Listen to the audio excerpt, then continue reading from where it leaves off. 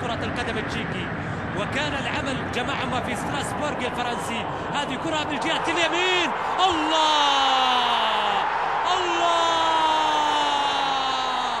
الشمشوني أخيرا نطق، الكوري أخيرا تكلم وأفقد شباك الأهلي عذريتها وكف وفك شفرة شباك النادي الأهلي.